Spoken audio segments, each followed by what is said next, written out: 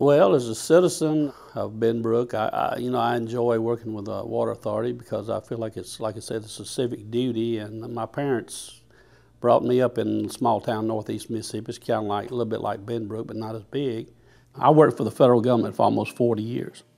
Between being in the military and working, and you take pride in your community. You want to help out and give back to the community wherever you can. And I've always done that most of my adult life. There were less than 300 people in Benbrook when we moved here. Llano Avenue, where I live, it was a 2-lane gravel rut road that turned into our driveway because we have a circular driveway. It turned in and made a circle so we could go out. North Benbrook had very few homes in it. Benbrook was really a neat place a long time ago. It's still a good place, but nothing compares to what it was in the early 50s being a kid. Well, I moved here from Belmead, Texas.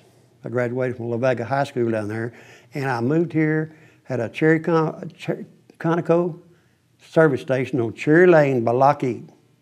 And I run that, and my wife worked for Pioneer American Insurance Company down on Camp Bowie. There's a McDonald's down there right now where it used to be. And the superintendent's wife worked there, Mamie. And Mamie got to talking to Carol about 6 months after we moved up here and said, well, my husband was in the water department down at Belmead. And she said, well, my husband's looking for an employee.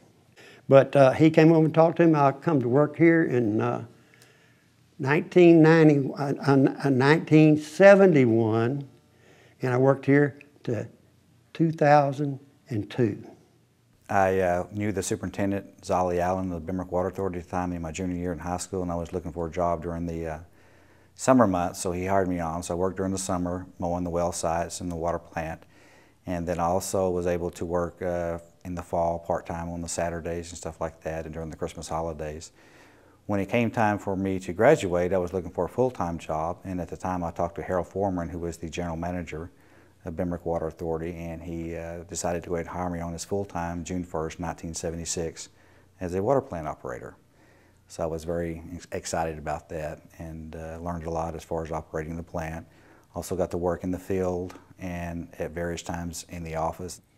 Well, I worked 31 years, and some of it was part-time and most of it was full-time. I went to work in the early 70s, and the two ladies that were in the office was Billy Lee and Teresa Johnson.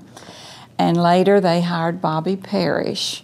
And one of the first things I noticed about working in the office, or going to work at Water Authority, was the office was very small.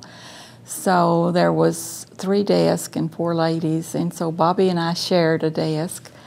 And we literally worked side by side. To heat water, we did it in the coffee pot. We heated water in our coffee pot to wash any coffee cups or spoons or anything, and had one bathroom.